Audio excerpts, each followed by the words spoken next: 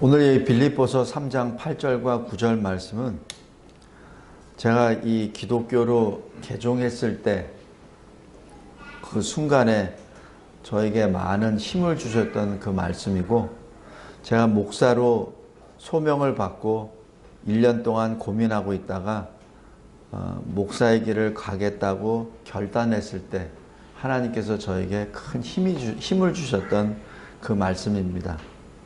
이 말씀은 현재 내가 가지고 있는 모든 것을 다 버리고 비관적인 삶을 살라는 것이 결코 아니라 가치관이 바뀌었다는 것을 의미합니다. 나의 삶의 우선순위가 바뀌었다는 것을 의미합니다. 전에는 세상의 어떤 일이나 내가 어떻게 뭘 해서 보다 더 높은 자리에 보다 더 많은 것을 누리는 그것을 향해서 갔다면, 예수를 만나고 난 다음부터는 그것이 우선이 아니라는 얘기입니다. 그것이 결코 뭐 하찮은 것이 아니라는 것이 결코 아니라, 그것도 중요하지만 예수가 가장 중요하다는 것이죠.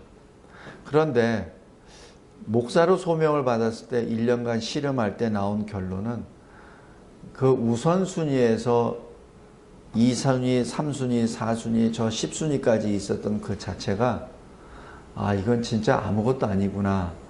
1순위 1번 예수 그리스도와 이거를 전에는 그냥 비슷비슷하면서 그래도 이게 낫다 이렇게 생각했었는데, 두 번째 느꼈을 때는 이게 이 정도 차이가 아니구나라는 것을 그때 깨달았습니다.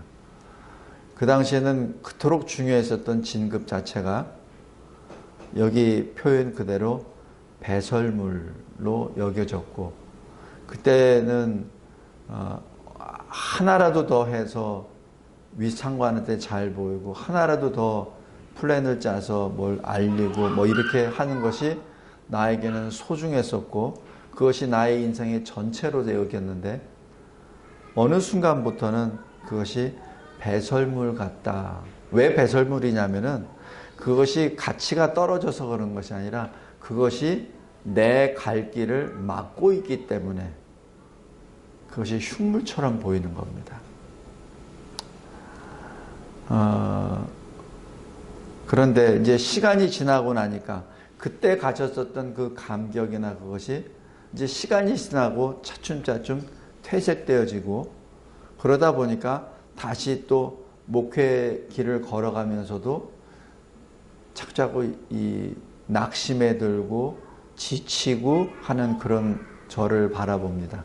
그때마다 다시 이 말씀을 봅니다. 그래서 그리스도 복음 5번째, 복음과 삶, 이 제목을 가지고 그리스도 복음 마지막 이 설교를 여러분과 함께 나누기를 원합니다. 복음이란 단순합니다. 그러나 받아들이기 쉽지 않습니다.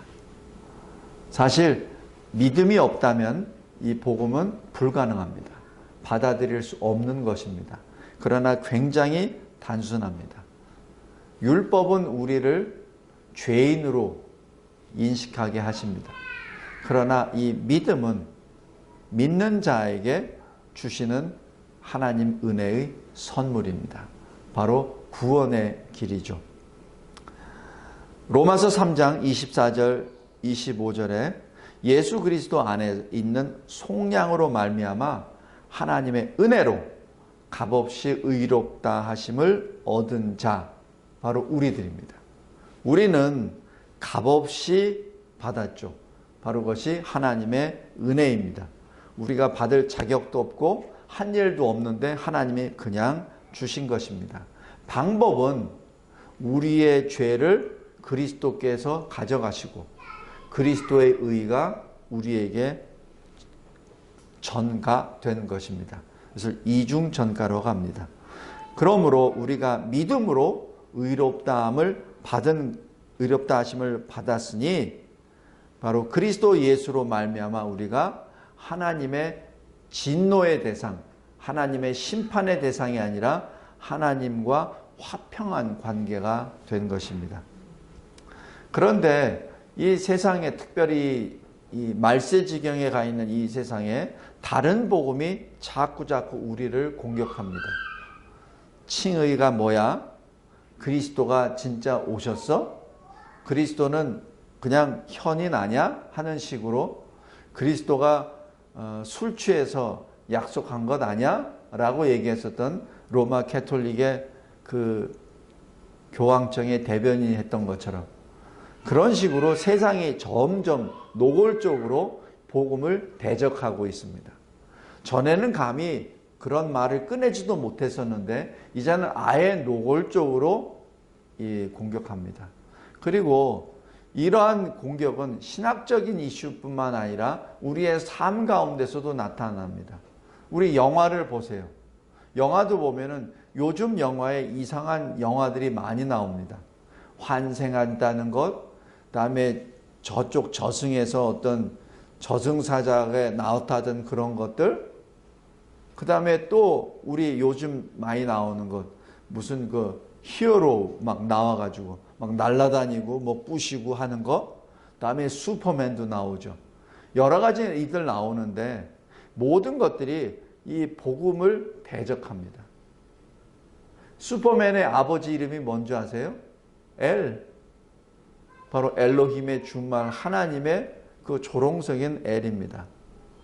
그리고 우리 스파이더맨은 뭐예요? 거미하고 사람하고 짬뽕 됐잖아요. 그건 말이 안 되거든. 바로 하나님의 창조 질서를 깨뜨려 버리고 오히려 그 이상한 존재가 영웅화 돼 버리고 그것이 영화로 나타나고 그것을 게임으로 하면서 즐기게 되는 것이죠. 그러면서 아주 서서히 그리스도를 부정하게 됩니다. 우리나라 현실도 마찬가지예요. 제가 곰곰이 생각해 봅니다. 계속 이게 우리 반추해 본다 그러죠. 왜 이런 일이 벌어졌을까? 우리나라가 이렇게 막 무너지기 직전에 어떤 말이 유행됐었죠? 헬조선. 헬조선. 저는 그것이 조선이라는 단어 때문에 혹시 일본이나 뭐 그런 데서 온 것이 아닌가 생각했었는데 이게 완전히 이 공산주의자들의 어떤 그런 전략으로 이 문화적으로 단어를 탁 던져버린 거예요. 우리나라 역사상 지금처럼 잘 살고 평화롭게 사는 때가 없었잖아요. 그런데 그게 지옥이라는 단어와 조선이라는 단어를 딱 붙여서 헬조선이라는 말을 써버렸고 그 단어가 젊은이들한테 퍼져버렸고 젊은이들에게 어려움 반드시 있습니다. 우리 젊었을 때 어렸을 때 듣던 말 젊어서는 고생을 사서도 한다고 했잖아요. 응? 그런 말이 고생에 있는 젊은이들에게 현실을 지옥이라고 표현해버렸고 그 지옥이라는 단어로 인해서 기존에 있던 모든 체제를 부정하고 원망하는 그런 요새 말로 프레임에 갇혀버린 것이죠. 사람들을 이상하게 막 이끌어가 버립니다. 동성애도 마찬가지예요. 동성애를 얘기하기 전에 드라마로, 영화로 제일 멋있는 남자들이 서로 사귀고 제일 아름다운 여자들이 서로 사귀고 뭐 그러면 어때? 라는 식으로 한마디 턱 던지는 그 자체가 젊은 사람들에게는 각인이 돼버리죠. 거기다가 슬쩍 인권이라는 것을 덮어버립니다. 그럼 어떻게 됩니까? 하나님 말씀에 정면 대적하는 거죠. 지금 이런 것들이 굉장히 총체적으로 벌어지고 있습니다. 특별히 대한민국은 우리 전 세계의 한 샘플, 좋은 모델 같아요. 왜냐하면 대한민국만큼 급속도로 발전한 나라도 없고 아주 급부상해서 그 부를 향유하는 나라도 없고 동시에 대한민국처럼 복음이 흥황한 나라도 없습니다. 그렇기 때문에 사탄에게는 좋은 먹잇감이죠. 좋은 샘플입니다. 그래서 이 대한민국이 사탄에 의해서 사탄 공격에 의하여 이것이 무너지거나 찌들리면은 전 세계가 아주 쉽게 그 모델로 따라가게 됩니다. 다시 오늘 말씀으로 들어가서 다른 복음입니다. 예수 그리스도만이 우리의 구주이심을 고백하는 그 복음이 아니라 다른 구원자, 다른 방법, 다른 선행, 어떤 것으로 자꾸 사람들을 미혹하게 하죠.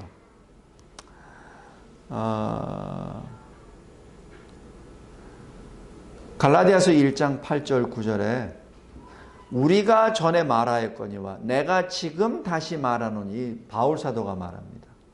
이게 두 번이나 반복해요. 이 말씀을 전하기 전에. 만일 누구든지 너희가 받은 것 외에 다른 복음을 전하면 저주를 받을지어다. 여기서 잘 보십시오.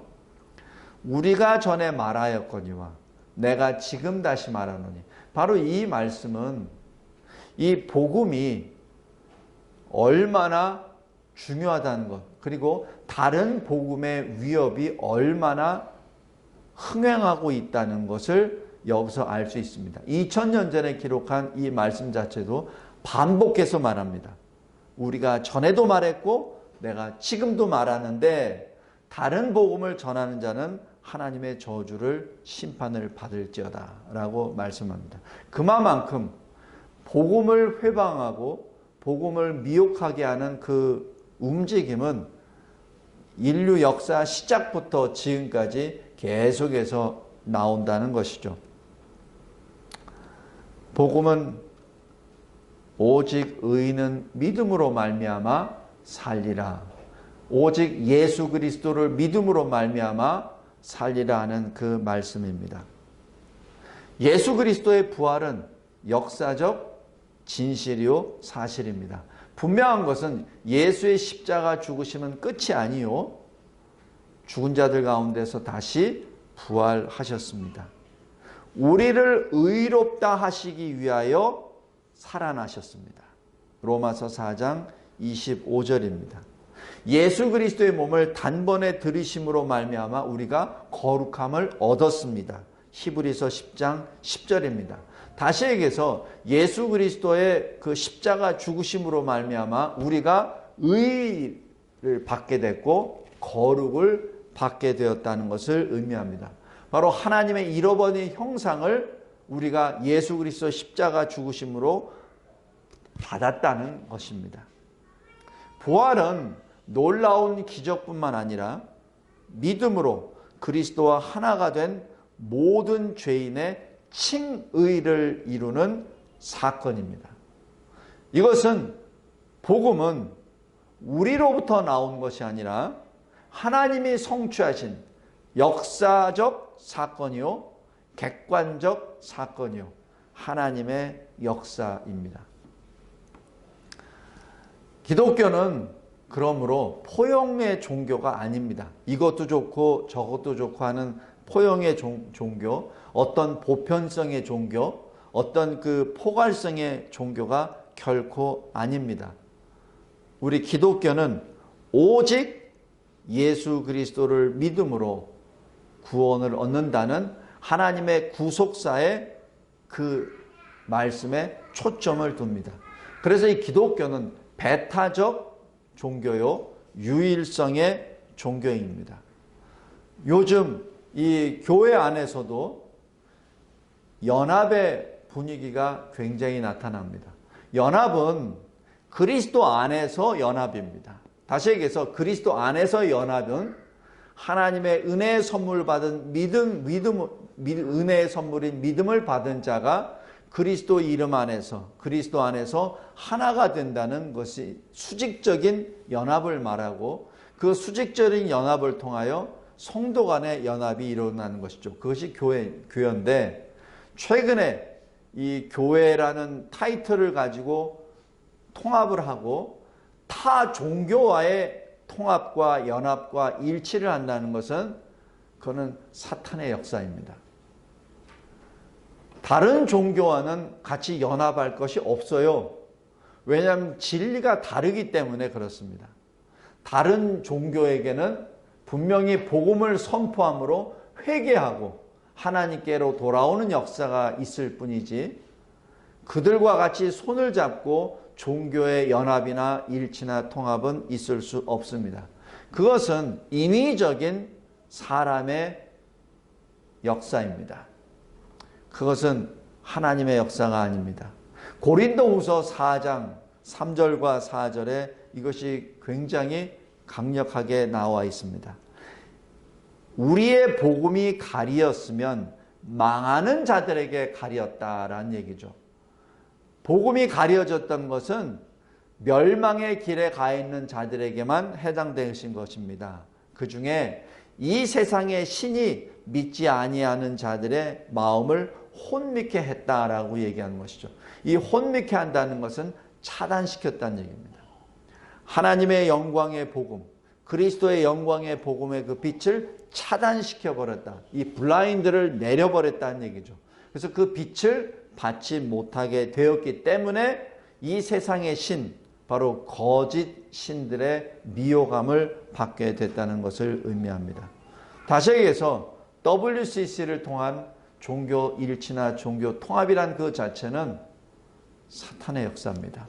바로 그 사탄의 역사에 로마 캐톨릭 천주교가 앞장서고 그 사주를 받은 여러 가지 큰 단체들이 우후죽순으로 모든 교회들을 통합의 이름으로, 화해의 이름으로 다 불러 모아 전부 다 지옥길로 끌고 가는 것이 WCC입니다. 예수님은 우리의 구주이십니다. 우리의 주님이십니다. 그리스도는 사망과 지옥, 죄와 심판을 초월하시는 주님이십니다. 예수님은 우리를 위해서 사셨고, 예수님은 우리를 위하여 죽으셨고, 예수님은 우리를 위하여 부활하셨고, 예수님은 우리를 위하여 통치하시고, 예수님은 말세에 우리를 위하여 다시 오십니다. 그것이 예수의 재림, 세컨드 커밍입니다. 예수는 십자가에 달려 죽으시기까지 순종하심으로 말미암아, 또 죽은 자들 가운데 부활하심으로 말미암아 우리의 유일한 중보자가 되셨습니다. 주님이 말씀하십니다. 마태복음 11장 28절에 수고하고 무거운 짐진 자들아 다 내게로 오라. 내가 너희를 쉬게 하리라. 라는 그 말씀 자체가 복음입니다. 예수 그리스도의 복음은 임박한 하나님의 심판의 위협이 아니라, 경고가 아니라 바로 좋은 소식입니다. 복음은 다양한 시대, 다양한 방법으로 모든 차원에서 우리에게 영향을 줍니다. 복음은 반복될 수도 없고 또 변경할 수도 없는 사실입니다. 하나님이 성자 예수 그리스도 안에서 우리를 위해 행하신 일에 대한 객관적, 역사적 소식이 복음입니다. 이 복음은 하나님의 법이 요구하는 것에 대해서 완전 순종을 그리스도께서 하심으로 말미암아 우리가 받은 그리스도의 공로입니다. 우리로부터 나온 것이 아니고 우리가 이룬 것이 아니라 그리스도께서 성취하신 것입니다. 아까 말씀드렸듯이 이중전가라고 했습니다. 우리의 죄를 입으시고 그리스도의 의를 우리에게 입혀주신 것이죠. 거기에 대한 유사한 그 말씀이 스가랴서 3장 4절 그 더러운 옷을 벗기라. 내가 너의 죄악을 제거하여 버렸으니 내게 아름다운 옷을 입히리라 하신 그 말씀이 바로 그러한 말씀이기도 합니다. 이사야서 53장 11절에도 많은 사람을 의롭게 하며 또 그들의 죄악을 친히 담당하리로다 라는 그 말씀.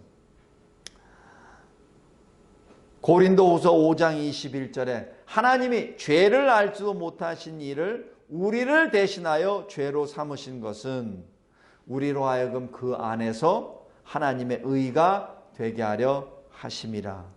그러므로 우리는 그리스도의 의를 입었으므로 이제는 그리스도 예수 안에 있는 자에게는 결코 정죄함이 없다라고 하신 것이죠. 왜냐하면 이 이중전가의 역사는 하나님이 하신 것이기 때문에 더 이상 없다는 것을 의미합니다. 무엇으로부터 구원을 받습니까?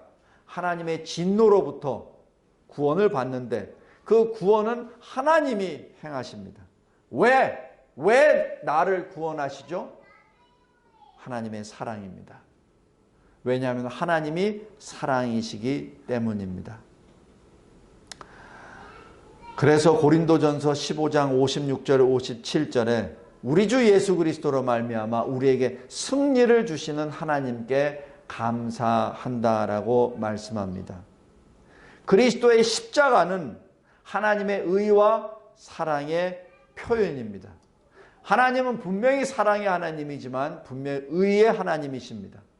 그래서 죄에 대하여 벌하지 아니하시는 분, 죄에 대한 벌을 생략하신 분이 아니라 죄에 대하여 분명히 벌하시는 분이십니다. 의의 하나님이십니다. 그런데 그 의를, 그 죄에 대한 벌을 하나님께서 직접 독생자 예수 그리스도로 말미암아 받게 하시죠. 바로 그것이 하나님의 의와 하나님의 사랑의 표현입니다. 예수 그리스도 십자가 역사입니다. 이 예수 그리스도 십자가 역사를 통하여 하나님의 공의와 하나님의 거룩한 율법이 완전 충족됩니다. 이것이 바로 십자가의 놀라운 점입니다. 모든 만물을 말씀으로 창조하신 하나님께서 굳이 그렇게까지 하셔야 되는가 하는 그 문제입니다. 그런데 하나님은 말씀하시는 하나님이요, 그 말씀을 이루시는 하나님이십니다. 우리 성경을 잘 보십시오. 하나님께서는 무엇을 어떤 일을 하시기 전에 꼭 말씀을 먼저 주십니다. 그 말씀대로 다 행하십니다. 하나님께서는 이 세상을 다 말씀으로 지으셨고 우리에게 은혜 언약을 베풀어 주셨죠. 그 말씀 주신 것을 하나님께서는 또 성취해 나아가십니다. 그런데 그 성취하실 때 말씀으로 성취하시는 것이 아니라 말씀이 육신이 되어 실제 그 말씀을 성취하십니다. 그것이 십자가의 경이로운 그 점입니다. 십자가의 목표는 심판이 아니라 바로 회복입니다. 십자가의 그 아픔과 고난 자체는 예수님이 다 짊어지시고 다 성취하셨어요. 그래서 우리에게 다가온 것은 그 고난과 어려움이 아니라 바로 그 십자가의 공로를 통한 회복입니다. 결론적으로 이 복음은 하나님으로부터 나왔고 우리가 받는 구원은 하나님께 속합니다. 요나서 2장 9절처럼 구원은 하나님께 속합니다. 그런즉 원하는 자로 말미암음도 아니요 다른 박질을 하는 자로 말미암음도 아니요 오직 긍휼히 여기시는 하나님으로 말미암음입니다. 로마서 9장 16절입니다. 구원은 우리가 소망한다고 얻는 것도 아니고 우리가 열심히 일하여 달리기를 해서 얻는 것이 아닙니다. 우리의 소망도 아니요 우리의 공로도 아닙니다. 이것은 오직 하나님의 행하시는 것이죠. 그래서 로마서 8장 30절에 미리 정하신 그들을 또한 부르시고 부르신 그들 또한 의롭다 하시고 의롭다 하신 그들을 또한 영화롭게 하셨느니라. 여기에서 주어가 뭡니까? 하나님이십니다. 바로 우리를 부르신 분도 하나님이시오. 우리를 칭의로 인도하신 분도 하나님이시오. 우리를 영화로 인도하시는 분도 하나님이십니다. 그런데 우리를 언제 하셨죠? 우리가 하나님의 원수였을 때, 우리가 불경건했을 때, 우리가 죽었을 때 하나님께서 우리를 부르시고 우리를 구원하시고 우리를 의롭다 하시고 우리를 그리스도와 함께 살리신 것이죠. 그래서 예수 그리스도 안에 있는 우리를 그 누구도 하나님의 사랑에서 끊을 수 없다라고 결론을 맺습니다. 결과 옛사람을 벗으라라고 말합니다. 옛사람은 뭡니까? 유혹의 욕심을 따라 썩어져가는 이 세상에 찌들린 나의 옛 모습을 벗어버리라는 얘기죠. 그것은 뭡니까? 땅의 것을 생각하지 말라는 얘기입니다. 땅에 있는 지체를 죽이라는 것이죠. 곧 음란, 부정, 사욕, 정욕, 탐심, 우상숭배. 바로 여기서 우상숭배에 대하여 골로새서 3장 5절에 이렇게 정의합니다. 우상숭배는 탐심이라. 바로 탐심은 우상숭배라.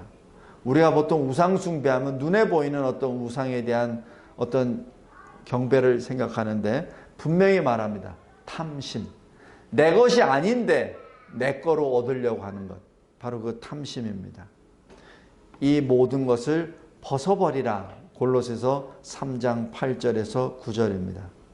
옛사람과 옛 행위를 벗어버리라. 대신에 어떻게 하죠? 새 사람을 입으라는 얘기죠. 어떻게? 하나님을 따라 의와 진리의 거룩함으로 잃어버린 하나님의 형상을 다시 입으라는 얘기입니다. 이는 자기를 창조하신 이의 형상을 따라, 바로 하나님의 형상을 따라 새롭게 하심을 입은 자라는 것을 의미합니다. 바로 그 사람은 어떻죠? 긍휼, 자비, 온유, 오래 참음을 옷을 입습니다. 불만이 있거든 서로 용납합니다. 피차 용서합니다. 마치 주님이 우리를 용서하셨듯이 우리도 또한 용서합니다. 성도 여러분, 용서라는 것이 말은 쉬운데 결코 쉽지 않습니다. 우리 속에 있는 응어리진 것, 그것이 다 해소도 되지 않았는데 어떻게 용서가 된단 말입니까?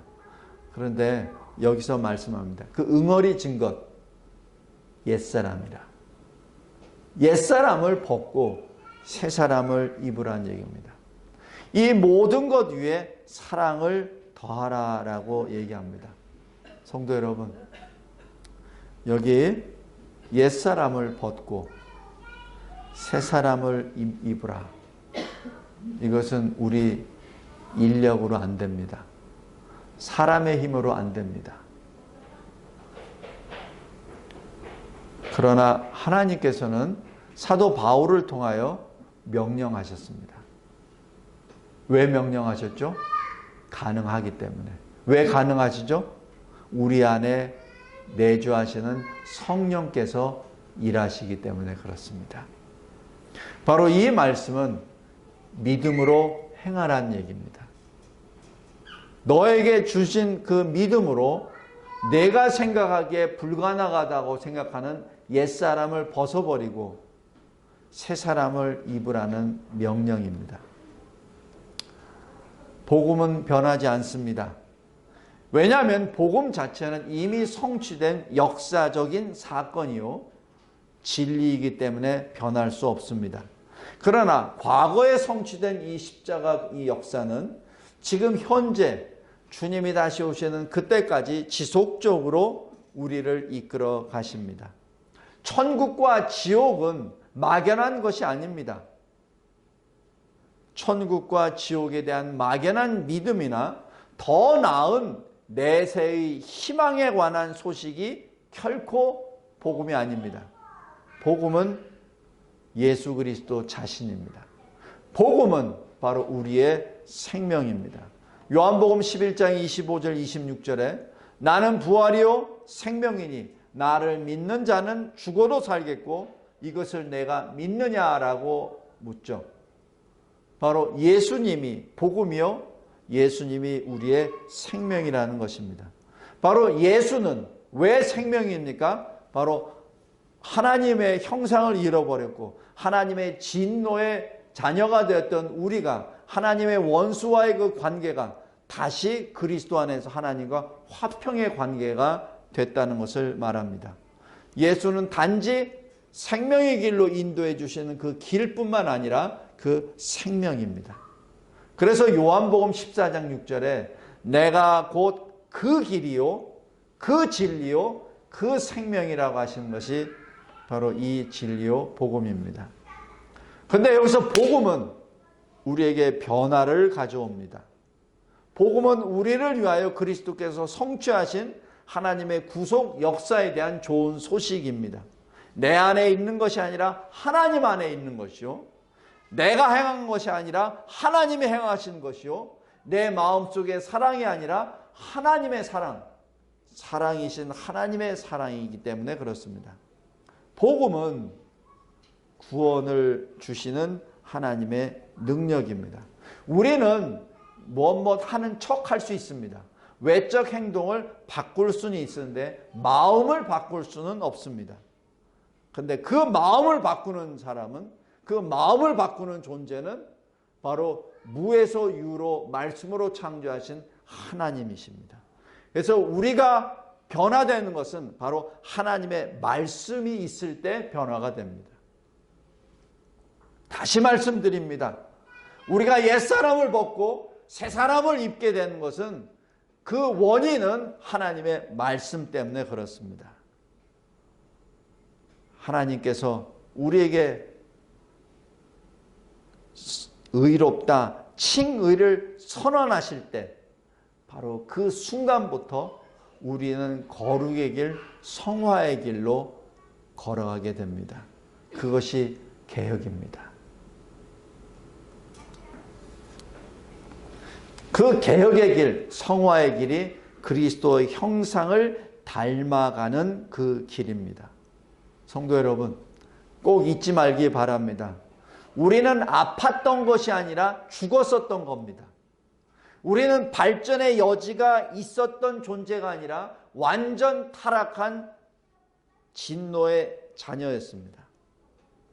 복음은 우리를, 옛사람을 죽이고 완전히 새로운 피조물로 만드는 것입니다. 더 높은 목표를 위하여 나아가기 위한 수단이 아니라 우리의 정체성입니다. 바로 복음 자체는 수단이 아니라 우리의 정체성입니다. 고린도후서 5장 17절에 그런즉 누구든지 그리스도 안에 있으면 새로운 피조물이라, 보라 이전 것은 지나갔으니 새 것이 되었도다 라고 하는 그 말씀입니다. 그리스도 안에서 의롭게 되었다는 그 사실을 통해서 우리는 하나님을 사랑하고 우리 이웃을 사랑하게 됩니다. 자, 결론입니다. 그런데 왜 나는 아직도 이러냐는 얘기죠. 복음에 분명히 능력이 있다고 하나님께서 말씀해 주시고, 복음은 예수 그리스도라고 얘기하시는데 예수 그리스도를 믿는 나는 왜 아직도? 오늘 결론입니다. 나는 오직 예수 그리스도만을 믿고 있습니까? 출애굽기 20장 3절에 10계명 첫 1계명이 무엇이죠? 너는 나 외엔 다른 신들을 내게 두지 말지라. 그리고 에스겔서 14장 6절에서도 말합니다. 마음을 돌이켜 모든 가증한 것을 떠나라 라고 말씀합니다. 나는 오직 예수 그리스도만을 지금 믿습니까? 요한계시록 12장 17절에 용이 여자에게 분노하여 돌아가서 누구와 싸우려고 바다 모래 위에 섰습니까? 바로 그 여자의 남은 자손, 곧 하나님의 계명을 지키며 예수의 증거를 가진 자들, 바로 저와 여러분입니다. 여자의 남은 후손이요, 하나님의 계명을 지키며 예수의 증거를 가진 내가 왜 아직도 옛사람의 모습을 가졌냐는 얘기죠. 요한계시록 17장 14절에 어린 양과 더불어 싸우려고 합니다. 사탄과 그 아류들이. 그런데 만왕의 왕이시오 만주의 주이신 어린 양이 그들을 이기실 터이요. 또 누구와? 그와 함께 있는 자, 곧 부르심을 받고 택하심을 받은 진실한 자들도 이기리라. 바로 그 누굽니까? 저와 여러분입니다. 저와 여러분은 이미 그 악한 세력을 다 이긴 자들입니다.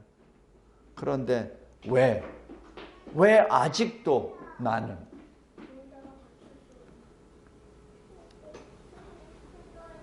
나는 주의 날이 이르렀음을 믿습니까? 이 주의 날은 주님의 재림의 날입니다. 이 세상의 마지막 때입니다. 데살로니가전서 5장 2절 3절 2000년 전에 기록된 겁니다. 주의 날이 밤에 도둑같이 이를 줄을 너희 자신이 자세히 안다라고 기록합니다. 지금 여기 데살로니가 교회 성도들도 알고 있다는 얘기죠. 주의 날이 밤에 도둑같이 이를 줄을 너희도 자세히 알고 있다. 그런데 그들이 평안하다 안전하다 할 그때, 바로 평안하다 안전하다고 할 그때, 그들이 누구죠? 교회 밖에 있는 사람이 아닙니다. 교회 안에 있다고, 소위 교회라는 타이틀을 가진 그 안에 있는 사람입니다. 바로 데살로니가후서 2장 3절 4절에 먼저 배교하는 일이 있고 라고 기록합니다. 이 배교하는 것은 소위 교회라고 하는 그리스도의 이름을 가지고 간판을 들고 있는 그 사람 가운데 배반하는, 배도하는, 배교하는 일이 있으니 바로 불법의 사람, 멸망의 아들이 나타난 다음에 주의 날이 이른다는 얘기죠. 그러니까 그거 사실을 알고 있기 때문에 데살로니가전서 5장 4절에 이렇게 말합니다. 너희는 어둠에 있지 아니하매 그날이 도둑같이 너에게 임하지 못하리니. 이 뭐죠? 너는 지금 알고 있다는 얘기입니다. 너는 그 때가 언제인지 너는 알고 있다는 얘기입니다. 그 때가 언제죠? 배교하는 일이 있을 때. 배교하는 일이 있을 때 그날이 이르리니. 배교자가 뭐라고 얘기하죠? 평안하다, 안전하다라고 얘기하며 교회를, 자, 우리 모든 종교 하나로 모입시다. 우리 서로 화평합시다 라고 모으는, 그러면서 그리스도를 부정하는 그 말을 아주 쉼 없이 계속 퍼뜨리는 바로 그때입니다. 언제죠? 바로 지금입니다. 성도 여러분, 그래서 제가 몇 주 전에 로마 캐톨릭 천주교는 우상 종교, 사이비 우상 종교라고 얘기한 것은 굉장히 제가 점잖게 표현한 것이고 사탄의 조종을 받는 적그리스도의 회입니다. 요한계시록에서도 보면은 유대인의 회, 유대교의 회라고 표현도 합니다.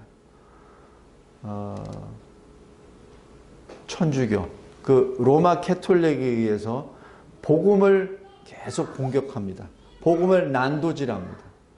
그리고 지금은 아예 주 기도문도 지 마음대로 바꿔버리고 교황을 하나님과 같은 존재로 말해서 모든 것을 바꿀 수 있는 권위가 있다고 얘기하고 하나님의 창조 질서를 깨뜨려버린 노골적인 동성애를 옹호하는 그러한 말까지 해버립니다.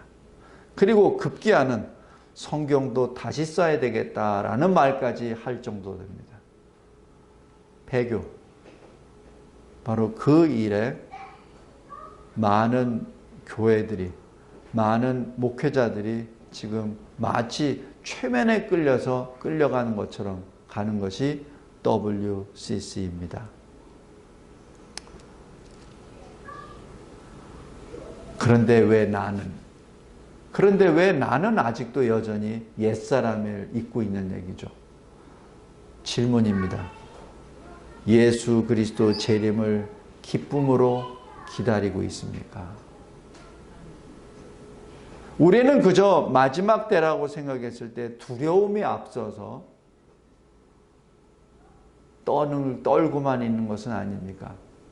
성도 여러분, 제가 전에 요한계시록 22장까지 설교하면서 결론이 뭐죠? 요한계시록은 두려움의 책이 아니라 기쁨의 책입니다. 믿지 않는 자에게는 두려움의 책입니다. 그러나 믿는 자에게는 기쁨의 책입니다. 우리는 예수 그리스도를 믿는다고 하면서 진정 그리스도의 재림을 믿고 있습니까? 그렇다면 지금 이 모든 돌아가는 현상을 봤을 때 예수의 재림의 때가 거의 임박했다는 것을 느끼지 못합니까? 그렇다면 그 임박성이 우리에게 주는 것은 무엇입니까? 성도 여러분, 기쁨입니다. 두려움이 결코 아닙니다. 기쁨입니다. 우리가 개인적인 종말, 바로 죽음 앞에 섰을 때 우리는 마치 두려움이 있죠. 그러나 두려움을 덮는 것은 바로 주님과 만날 영생의 기쁨입니다. 우리도 지금 두렵지 않다고 얘기하는 사람은 거짓이에요. 두렵습니다. 그러나 그 두려움을 덮는 것은 두려움보다 훨씬 큰 하나님과의 동행, 하나님과의 만남의 그 기쁨이 그 두려움을 덮어버리기 때문에 그렇습니다. 그래서 데살로니가 전서 5장 11절, 16절, 17절, 18절에 이렇게 말합니다.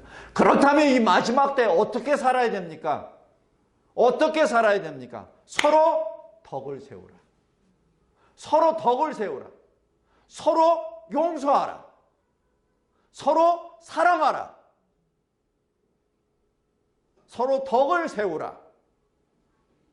그리고 어떻게 하죠? 항상 기뻐하라. 쉬지 말고 기도하라. 범사에 감사하라. 이것이 그리스도 예수 안에서의 하나님의 뜻이니라. 우리가 종말의 시대에 살고 있습니다. 우리가 지금 말세지경에 살고 있습니다.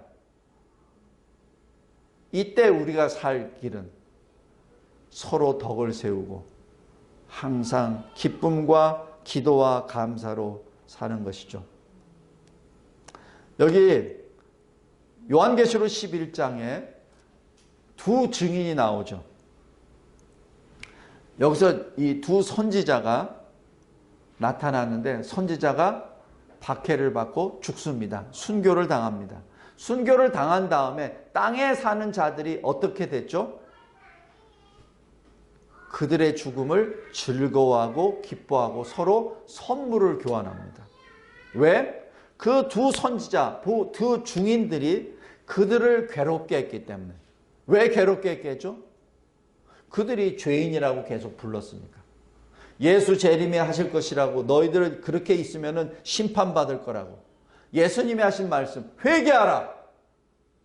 회개하라. 천국이 가까이 왔느니라. 바로 그 말씀을 전한 것이죠. 그러나 하나님 땅에 사는 사람들은 그 말씀 자체를 싫어하고 괴로워했던 것이죠. 그러니까 그 말씀을 전했었던 두 증인이 죽자, 순교를 당하자 서로 기뻐하고 즐거워하고 선물을 서로 교환합니다. 요한계시록 11장입니다. 성도 여러분, 우리의 기쁨은 분명히 세상적으로 보면은 고난입니다. 그러나 우리가 기뻐할 수 있는 것은 그 고난의 끝이 바로 우리의 영생이기 때문에 그렇습니다. 그래서 요한계시록 3장 10절 11절에 이렇게 말합니다. 나의 인내의 말씀을 지켰은 즉 내가 가진 것을 굳게 잡아 아무도 내가 가진 면류관을 빼앗지 못하게 하리라. 내가 속히 오리라. 우리가 가진 의의 면류관, 바로 은혜의 선물, 그 믿음을 굳게 잡으란 얘기입니다. 요한계시록 22장 20절에 내가 진실로 속히 오리라. 주님이 하신 말씀이죠. 거기에 뭐라고 하죠? 아멘. 주 예수여 오시옵소서. 이 히브리 말로 마라나타입니다. 초대교회 성도들은 항상 이 신앙으로 살아갑니다. 콘스탄틴 그 대제가 이 기독교를 이 나라에서 인정하기 전까지 약 300년 동안은 계속 핍박의 박해의 기간을 이 기독교 성도들이 통과하게 되죠. 그래서 이 사람들이 사는 동안에는 언제 끌려가서 죽을지 모릅니다. 그래서 그들의 입에는 항상 말합니다. 주여 오시옵소서. 사자 앞에 섰을 때 주여 어서 오시옵소서. 화형들에 묻혀서 그 불이 타오를 때 주여 오시옵소서. 예배를 드리러 갈 때 당신 아직까지 살아계셨군요. 주여 어서 오시옵소서. 그것이 그 당시의 신앙 고백이요 인사였습니다. 지금 우리도 이 시대에 살고 있습니다. 성도 여러분, 우리는 어떻게 살고 있습니까? 우리는 여전히 옛사람을 입고 있습니까? 아니면은 옛사람을 벗고 새 사람을 입고 있습니까? 우리는 여전히 예수를 믿는다고 입으로는 고백하고 머리로서는 가지고 있는데 내 심장은 여전히 옛사람의 굳은 심장으로 살고 있습니까? 다시 한번 오늘 그리스도 복음 5번째로 마감하며 다시 한번 우리 각자에게 질문을 던지기 바랍니다. 나는 과연 오직 예수 그리스도만을 믿고 있는가? 나는 예수 그리스도께서 재림하신다는 그 여러 가지 징조를 보고 나는 그때가 가까이 왔음을 나는 알고 있는가? 나는 예수의 재림을 기쁨으로 기다리고 있는가? 기도하겠습니다.